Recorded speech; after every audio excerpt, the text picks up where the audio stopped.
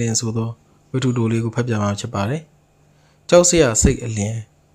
သူလျှောက်ခဲ့သောခရီးသည်ဝေးလာသည်မဆိုသောညရရှိထားသောဒဏ်ရာကြောင့်ထိုခရီးထိုလေးသည်သူ့အတွက်အာသွန်ခွန်ဆိုင်လာခဲ့ရခြင်းကြောင့်လွန်စွာမျှပင်ပန်းလာသည်ဟုထင်မိသည်။ရရှိထားသောဒဏ်ရာသည်ပေါင်အလဲတွင်ဖြစ်သည့်ကြောင့်နောက်ထပ်ကြောက်ရောက်လာမည့်အန္တရာယ်ဆိုးမှရှောင်တိန်ရန်လို့ငါအားတင်းကဆက်လျှောက်ရပေဦးမည်။နားနေလို့ကတော့ကြားရှိမောက်ရက်လဲသူကဲ့သို့ဖြစ်ချေတော်မည်။အငိမ့်စားရာရှိကြီးတယောက်ဖြစ်သည့်သူသည်အမဲလိုက်ခြင်းကိုဝါသနာပါ၍သောကြောင့်မဟုတ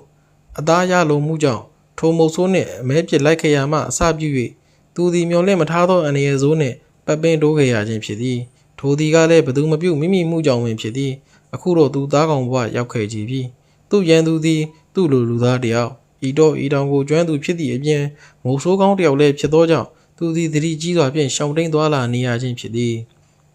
သူရန်သူသည်သူ့နောက်သို့တဲကြီးမဲကြီးလိုက်နေမှတေချာသည်ဘဲ့အတွက်မူဘကိုးရိုးမတောင်ရှိကုန်းမီနင်းရွာကလေးတွင်နမေကျော်မုတ်ဆိုးတယောက်ရှိသည်ကုန်းမီနင်းရွာအနီးပတ်ဝန်းကျင်ရွာများသို့ရောက်ရှိလာသည့်အသားဟင်းရမှန်သမျှထုံမုတ်ဆိုးပြစ်ခတ်ရောင်းချသည့်သားကောင်များသာဖြစ်ပေသည်ထုံမုတ်ဆိုးကိုသူသည်သားဖြစ်သူနှင့်ပတ်သက်၍တည်ကျွမ်းခဲ့ရခြင်းဖြစ်သည်သူ၏သားသည်တစ်ချိန်ကလွန်စွာမျှတော်သောမုတ်ဆိုးတယောက်ဖြစ်ခဲ့သည်သူညထုံမုတ်ဆိုးသည်သားဖြစ်သူထက်နမေကျော်သည်တော်သည်သားဖြစ်သူကအမဲမလိုက်သည်မှလည်းကြာပြီကိုမြည်တို့ပင်ဖြစ်ချေသားဖြစ်သူကိုထုံမိုးဆိုးကခင်မင်သည်ဖြစ်၍ပြစ်ခတ်ရရှိသောသားကောင်သားများကိုအမြဲလိုလာရောက်ပေးကမ်းတတ်သည်ဒီတော့သူသည်ထုံမိုးဆိုးကိုလျောညီထွေစွာပေါင်းသင်းဆက်ဆံလေတော့သည်သူနေသည်မှာတရေလူရွာတွင်ဖြစ်သည်ကုန်းမင်းနှင်းရွာနှင့်ဆိုပါလျင်2မိုင်လောက်ပင်မရှိတဲ့ချေထုံမိုးဆိုးသည်နားနေရများတွင်သူသားထံသို့ရောက်လာတတ်သည်သားဖြစ်သူနှင့်လွန်စွာခင်မင်ကြသည်ဖြစ်၍စားရင်တောက်ရင်လိုဖြစ်နေတော့သည်သူရောက်လာပြီဆိုရင်လက်ချီတက်လာသည်မဟုတ်အသားဆိုများအသားကြောင့်များအမြဲပါလာတတ်သည်ထုံမိုးဆိုးနှင့်ပတ်သက်၍စိတ်မချမ်းမြေစရာသတင်းတစ်ခုကိုမမျှော်လင့်သောတနေ့တွင်ကြားလိုက်ရသည်ရင်ထဲတွင်လည်းမကောင်းဖြစ်ခဲ့ရ၏ထုံမိုးဆိုးအမဲလိုက်ရင်တောဝက်ကိုပြစ်ခတ်ရမှအခက်မသင့်ပြင်းထန်သောဒဏ်ရာရရှိခဲ့သည့်အပြင်အမဲလိုက်တဲ့နတ်သည်လည်းအသုံးပြုမရတော့အောင်ပျက်စီးခဲ့ရသည်ဟုသိရသည်ထုံမိုးဆိုးသည်ရရှိသောဒဏ်ရာကြောင့်2လ3လခန့်ဆေးဝါးကုသနေရသည်ဖြစ်သည်သူတို့ထံသို့လည်းအသားဟင်းရများရောက်မလာတော့ချေအခြားမုတ်ဆိုးများထံမှဝယ်ယူစားနေရတော့သည်ထိုမုတ်ဆိုးသည်ဒဏ်ရာများအရှင်းပြောက်ကင်းသွားသောညစူးကိုင်းနှင့်ခိုက်မိသည့်မျက်လုံးတစ်ဖက်သည်လုံးဝပျက်စီးသွားခဲ့တော်သည်တို့ညအမဲလိုက်ခြင်းအလုပ်ကိုတော့ဖြင့်ထိုမုတ်ဆိုးဆက်လုံနေသေးသည်အဖေကျွန်တော်တငယ်ချင်းအမဲပြန်လိုက်မလို့တဲ့အဲ့ဒါသူ့မဲ့တနက်မရှိတော့လို့အဖေတနက်သူ့ကိုခဏငှားထားပါလားသားဖြစ်သူကတနေ့ပြောလာသည်ဖြစ်ပါမလားသားရဲ့လူသာပြောရပေမဲ့သူသည်ထိုမုတ်ဆိုးကိုတနက်ငှားထားခြင်းအပြင်အရှုံးမရှိနိုင်ဆိုသည်ကိုမူတွက်ဆထားပြီးဖြစ်သည်အဖေစီကသူ့လကားယူမှာမဟုတ်တာသူပြစ်လို့ရတဲ့သားကောင်မှန်သမျှကြီးသေးသေးတချမ်းပေးမယ်လို့ပြောတယ်သူလွန်မင်းစွာသဘောကျသွားသည်သူ့တွင်တနက်ကောင်းတစ်လက်ရှိတာပဲထုံမိုးဆိုးကိုငှားထားခြင်းဖြင့်အိမ်စားဖို့ပင်မဟုတ်ရွာထဲတွင်ပင်လှည့်ရောင်းလို့ရပေမည်တို့ဖြစ်၍သူသဘောတူလိုက်သည်ပေးလိုက်အေးမင်းမိတ်ဆွေကိုတော့တည်တည်ချာပြောထားသားကောင်ရောင်းလိုက်မှန်လာဖို့ပါလို့ဟုတ်လားစိတ်ချပါဖေ။ကျုပ်မိတ်ဆွေကဂရီတီပြီးကျေးဇူးတည်တဲ့သူပါ။လိညာတဲ့လူမျိုးလည်းမဟုတ်ပါဘူး။ဖေလည်းတည်နေတာပဲ။ထုံမိုးဆိုးသည်ပြောထားသည့်ဂရီစကားအတိုင်းပင်ပြစ်ခတ်ရရှိသောသားကောင်မှန်သမျှတချမ်းပိုင်းကမှန်လာပြီးတော့သည်သူလွန်မင်းစွာသဘောကျနေ၏။အိမ်စားဖို့ပင်မဟုတ်အိမ်စရိတ်ပါခုမိလေပြီဖြစ်သည်။ဒီတို့ဖြင့်လောက်ရီအလီလီပြောင်းခဲ့သည်။သို့ဆိုသလိုသူစိတ်လေသည့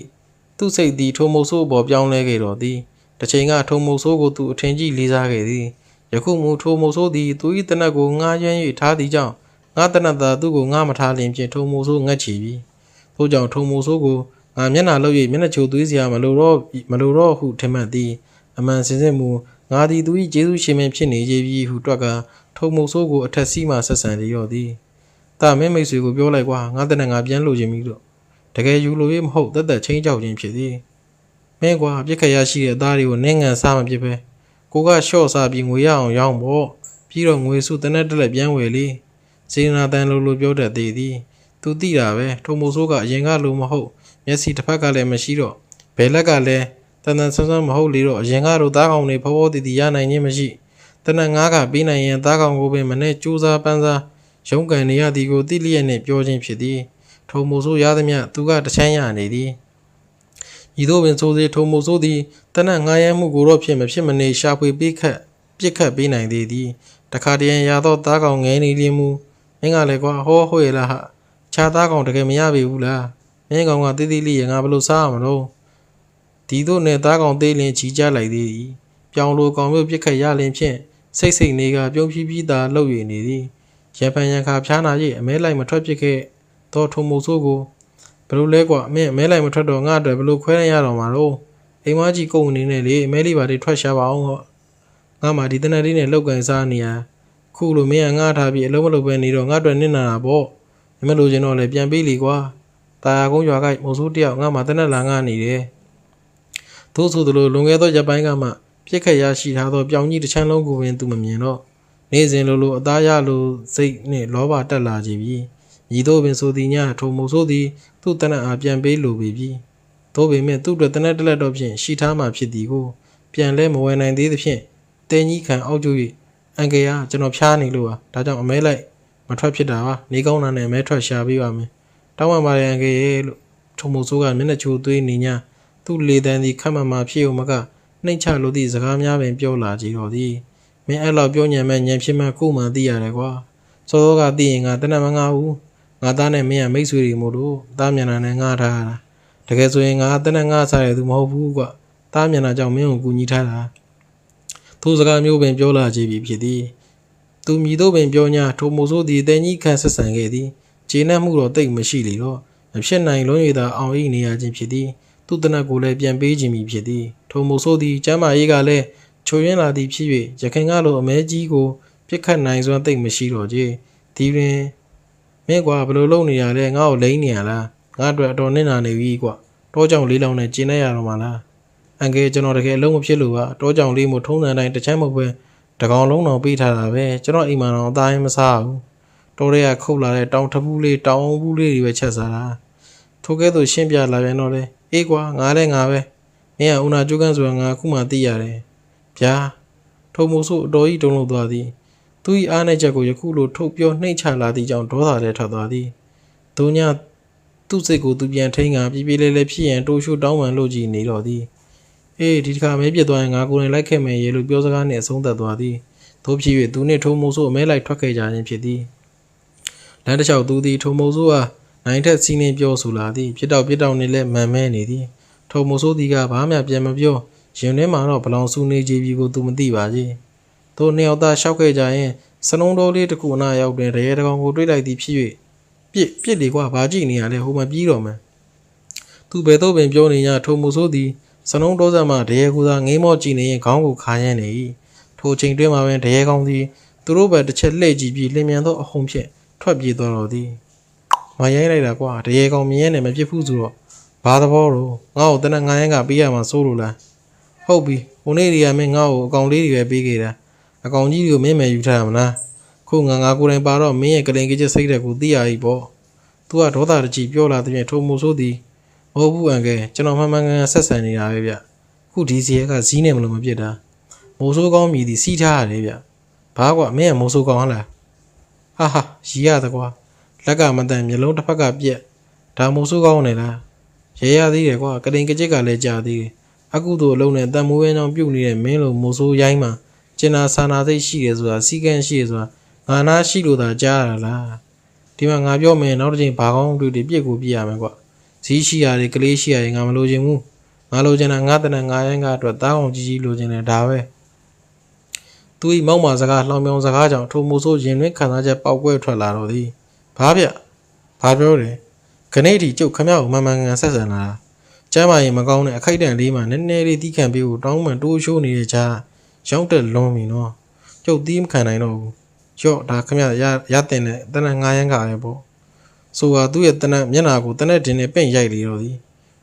သူ့မျက်နှာထူးပူသွားကတောင်ကျောလေးမှာလိမ့်ကျသွားတော့သည်တတိကောင်းသည်ဖြစ်၍ကမန်းကရန်ကုန်းထားကထုံမိုးဆိုးကိုမော့ကြည့်လိုက်သည်ဟာမလုံးနဲ့ထုံမိုးဆိုးကတနက်ဖြင့်သူ့ကိုချိန်ရွယ်ထားပြီးဖြစ်သည်ထုံမိုးဆိုး၏မျက်နှာသည်လွန်မင်းစွာနာကြည့်နေပုံဖြစ်၍သူအတော်ထိတ်လန့်သွားမိသည်ထုံမိုးဆိုးကခေါင်းကိုခါရမ်းလိုက်ပြီးအန်ကျိတ်လိုက်သည်ကြောင့်သူသည်ဤနေရာမှထွက်ပြေးလေမှလွတ်ချေတော်မူတောင်းပန်နေ၍ချင်းနီးသာဖြစ်လိမ့်မည်ကိုတွက်မိလိုက်သည်နှင့်တောင်ကျောအောက်ရေကြမြောင်းလေးအတိုင်းထွက်ပြေးခဲ့သည်ဒိန်းကနေတန်တစ်ချက်ကြားရသည်သူ၏နှထင်သားမှကြည်တောင်ပုတ်ကာတီကထွက်သွားသည့်လေတိုးတန်ကိုကြားလိုက်သည်ထိတ်လန့်တုန်လှုပ်ကရင်တွေတစ်ဆက်ဆက်တုံနေသည့်ကြားတုံရင်နေသည့်ခြေနှချောင်းကိုရတဲ့၍ပြည့်ထွက်ခဲ့သည့်ကြားမှဒိန်းကနေဒုတိယမြောက်တနက်တန်တစ်ချက်ကိုကြားလိုက်မိသည်တွင် သူ့ပေါင်တွင်ပူကနေတစ်ချက်ဖြစ်သွားကသွေးတို့ဒလဟောစီးစင်းလာတော့သည်နာကျင်လို့၍မျက်ရည်များပင်ကျလာသည်နာကျင်မှုကြားကပင်အာယူပြေးခဲ့ရပြန်သည်သို့မဟုတ်ပါမူသူ့အသက်ပျောက်သွားပေလိမ့်မည်ဒီတို့နဲ့သူဆက်ပြေးနေ၏လည်းဖြစ်မည်တရိယာလိုက်ဆက်ပြေးလို့လည်းဖြစ်မည်မဟုတ်ဘူးတရိယာသည်မိတွင်ဘဲအတွက်ကြောင့်သူ့ပေါင်မှယူစည်းနေသည့်သွေးဆက်တို့ကသူ့ဘဲမှရှိနေသည်ကိုထုံမို့ဆိုးအားသတင်းပေးသလိုဖြစ်နေမည်ထို့ကြောင့်သူသည်ကမူပြောင်လေးတစ်ခုတွင်ထိုင်ချလိုက်ပြီးဝတ်ထားသည့်အင်ကြီးကိုချွတ်၍ဖြဲလိုက်ကဒဏ်ရာပေါ်မှတင်းကျပ်စွာတုံနှောင်ချီလိုက်သည်နားလိုက်သည်ဖြစ်ခြင်းသူ့ပေါင်လည်းတွင်ရှိနေသည့်ကြည်ဘူးကိုဖိသွင်းလိုက်သလိုဖြစ်သွားသည်ကိုဘဲတက်နိုင်ပါလိမ့်မည်နိအရေးကြီးတာကသွေးတိတ်ဖို့ပင်ဖြစ်သည်သူ့မှာသာသွေးချီရာခံလိုက်နိုင်တော့မည်မဟုတ်ချေကိစ္စများများလှုပ်ဆောင်ပြီးသည်နှင့်အိုကေဟုဆိုကထိုနေရာလေးမှာထား၍ခရီးဆက်မည်လို့ကြံလိုက်ဆဲမှာပင်ခမဘဲမှဆက်သွားကြမလို့တော့ဒီနေရာမှာပဲရာသက်ပံနားလိုက်တော့သူ၏ညာဘက်ဒလွယ်ကုတ်ရှိကျွန်းမင်းကြီးနောက်မှထုံမိုးဆိုးထွက်လာရသည်သူ့ရင်ဝါသူလည်းတနက်ပြောင်းကိုချိန်ရွယ်ထားသည်သူခေါင်းကိုခါရမ်းလာ၏တိုးရှိုးတောင်းပန်၍လည်းရမည်မဟုတ်မှန်းထိုမိုးဆိုး၏မျက်နှာပြင်အနေထားကိုကြည့်ကတွက်ပြီးပြသည်ကဲခွင့်ရေးတစ်ခုပေးမယ်မသေးခင်3မိနစ်လောက်ခမပြုတ်ခဲ့ဦးတဲ့ဒါနကုသိုလ်ကောင်းမှုတွေပြန်စဉ်းစားလိုက်ဗျာအသေးဖြောက်အောင်ပေါ့ရှိမယ်လည်းမထင်ပါဘူးလှုပ်မြင်းမြင်းဘယ်နဲ့သူစဉ်းစားနိုင်မည်နည်းကြောက်ရွံ့လွန်း၍ချွေးသည်ချွေးပေါက်များကြားမှမျက်နှာငယ်လေးဖြင့်ထုံမိုးဆိုးကိုကြည့်နေရင်ဖျားတနေမိသည်သူနှလုံးသားစီသို့လှည့်မြန်သောအဟုန်ဖြင့်ညီဤရောက်ရှိလာမည့်ခဲသည်ကိုအဘဲသို့ရှောင်တိန်၍ရနိုင်ပါမည်နည်းညီတို့ကာကွယ်နိုင်ပါမည်နည်းထို့ကြောင့်သူသည်မျက်စိကိုမိတ်အန်ကျိတ်ကထားတော်သည်စက္ကန့်ပိုင်းတွင်ခံစားလိုက်ရသည့်ဝေဒနာသစ်ကိုသူမျောနေစေမှာပင်ဒိန်ပြင်းထန်သောရန်အားပေါက်ကွဲသံကိုသူကြားလိုက်ပေမဲ့နာကျင်သောဝေဒနာကိုသူမခံစားရသည့်ကြောင့်မျက်လုံးအစုံကိုအံ့ဩခြင်းဖွင့်ကြည့်လိုက်ရာထုံမိုးဆိုးသည်တနက်ကိုမိုးပေါ်ထောင်ပစ်လိုက်ခြင်းဖြစ်သည်ဖဲ့အတွက်သူနှလုံးသားစီသို့မပစ်ခဲ့ပါသည်။ထုံမိုးဆိုးသည်သူ့အားစိမ့်စိမ့်ကြီးကြည့်ကရော့ခမရတဲ့နဲ့ခမရပြန်ယူကြည့်တော့ကျုပ်လည်းဒီနေ့ကစားလို့အမဲလိုက်တဲ့အလုပ်ကိုစွန့်လွန်လိုက်ပြီးဆိုကသူ့ရှေ့သို့တနက်ကိုပြစ်ချပေးကထိုနေရာမှလှည့်ထွက်သွားတော်သည်သူဝမ်းသာသွားသည်သူ့ရှေ့ရှိတနက်ကိုကမန်းကနန်းကောက်ယူကထုံမိုးဆိုးကြောပြင်သို့ထိုးချိန်လိုက်ပြီးဟဲ့ကောင်မင်းအဲ့နေရာမှာရက်နေလိုက်ဒီတစ်ခါငါလည်းရောက်ပြီမင်းငါ့ကိုမတက်ပြီးမှငါမင်းကိုတက်ရလိမ့်မယ်ဘာလို့လဲဆိုငါပေါင်မှာမင်းပေးထားတဲ့တနက်ငါရိုင်းကကြည်ဘူးရှိရလေငါလိုချင်တာအသားကွာကြည်မဟုတ်ဘူးဒါကြောင့်သားကောင်သားမရလဲမင်းအသားကိုလှီးပြီးယူသွားရမှာပဲကဲဒါတော့မင်းကိုခွင့်ရမပေးနိုင်ဘူးမင်းလိုဖျားတရားရှိမဲ့လူမှမဟုတ်တာအရင်ဆိုင်မို့ဆိုတယောက်ပဲကဲကြားပါလေကွာဟုပြောကတနက်မောင်းကိုတင်လိုက်၏6သူ့ကပြစ်တက်တော်မီကိုတိလျက်ထုံမိုးဆိုးသည်နောက်သူပြန်လှည့်လိုက်ထိုအချိန်ကလေးမှာပဲဝီထုတ်သူ့ရင်ဝါတွင်စုကနေဖြစ်သွားကနောက်သူရိုင်းလဲကျသွားသည်သူ့ကိုထုံမိုးဆိုးကပြင်းပြင်းကြီးကြည့်နေတော့သည်ခမရကိုယ်တိုင်သွားခြင်းလို့တောင်းဆိုလာတော့လေကူညီလိုက်ရတာပေါ့ဗျာရဲပြီးပြောရင်သူ့ရင်ဝါတွင်စူးဝင့်နေသောဓမြောင်ကိုလာရောက်ဆွဲယူလိုက်သည်ထို့နောက်သူနောက်ဆုံးသိရရသည်ပင်ဖြစ်သည်ကျွန်တော်တို့နောက်ကျသွားပြီကိုလင်းပက်လက်လန်ကခြေကားရလက်ကားရဖြင့်အသက်ဝိညာဉ်ကင်းမဲ့နေပြီဖြစ်သည့်ဥမောင်စင်း၏ရုပ်လောင်းသားတွင်ငြိမ်သက်စွာရက်လျက်အဝေးကိုငေးမြော်နေသည့်မိုးဆိုးဝင်းအောင်ကိုကြည့်ရင်ကျွန်တော်ကလင်းမြတ်နိုင်ကိုပြောလိုက်သည်တကယ်ဆိုရင်ဥမောင်စင်လိုလူမျိုးကတေးတဲ့မှာလေဗျာတကြီးဦးတောင်းတင်ပြောလို့ကျွန်တော်တို့သူတို့နှစ်ယောက်ကြောင့်သိရတာနဲ့ဒီလိုကြီးကိုမုန်းမနေမိတာဗျဝင်းအောင်ဘက်ကမှန်နေတာပဲမှန်ကန်ဆက်ဆံနေတာပဲဗျာဥမောင်စင်ကလောဘတက်ပြီးမောက်မာလောမာတယ်လင်းမြတ်နိုင်ကမိုးဆိုးဝင်းအောင်ဘက်မှလိုက်ပါပြောနေတော့သည်ကျွန်ုပ်ဒီလေသူ့နယ်ပင်ဆုံးဖြတ်မိခဲ့တော့လေအသေးသက်ပြရလောက်အောင်တိုင်နာကြီးခံမြင်သွားသည့်မိုးဆိုးဝင်းအောင်အတွက်စိတ်မကောင်းဖြစ်မိခြင်းသာပင်ထိုပြစ်ဒဏ်ကိုသူခံရပြီးတော့မြည်တို့ထွက်လာခဲ့တော့ညသူတို့နှစ်ယောက်နဲ့စုံမိသည်တွေနောက်ကျခဲ့ရကြပြီဖြစ်ပေသည်